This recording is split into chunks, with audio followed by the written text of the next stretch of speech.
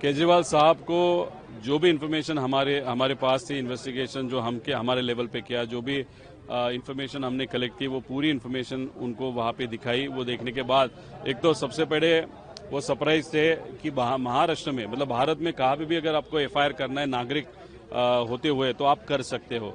और महाराष्ट्र के इतना बड़ा नेता जाने के बाद भी अगर उनके लिए अगर कोई लड़ रहा है और वो चाहता है कि एफआईआर हो प्रॉपर इन्वेस्टिगेशन के लिए, वो महाराष्ट्र में वो एफआईआर नहीं हो रहा, ये बहुत बड़ा सगमा या उनको सरप्राइज लगा केजरीवाल जी को। उसी के साथ उन्होंने कहा कि इस विषय में तो डिटेल में जाने की जरूरत है।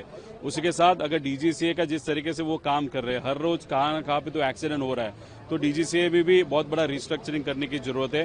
अहमदाबाद में जो एक्सीडेंट हुआ था उसमें भी जिस तरीके का इन्वेस्टिगेशन चल रहा है वो प्रॉपरली नहीं चल रहा, रूल 11 के अंतर्गत वो इन्वेस्टिगेशन हो रहा है। तो उनका भी कहना आया कि जो पायलट बोल रहे कि अंडर सेक्शन 12, तो दादा का भी इन्वेस्टिगेशन उसके अंडर होना चाहिए। उसी के साथ जो अहमदाबाद में एक्सीडेंट हुआ वो भी इन्वेस्टिगेशन वैसे होना चाहिए। तो उन्होंने मोटा मोटा यही कहा कि हमारा सपोर्ट है।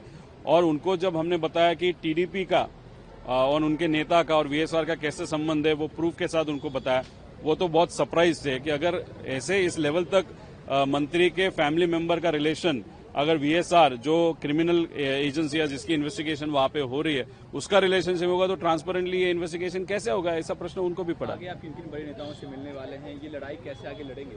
देखो, राहुल गांधी जी को हम मिलना चाहते हैं, उनको रिक्वेस्ट भी वहां पे की है, तो डेफिनेटली 9th, 10th, 11th के आसपास उनका टाइम वहां पे मिला। ममता दीदी है, अखिलेश जी है, सोरेन साहब है, कन्नूमोली मैम है, उसके साथ बहुत अलग तेजस्वी भाई है।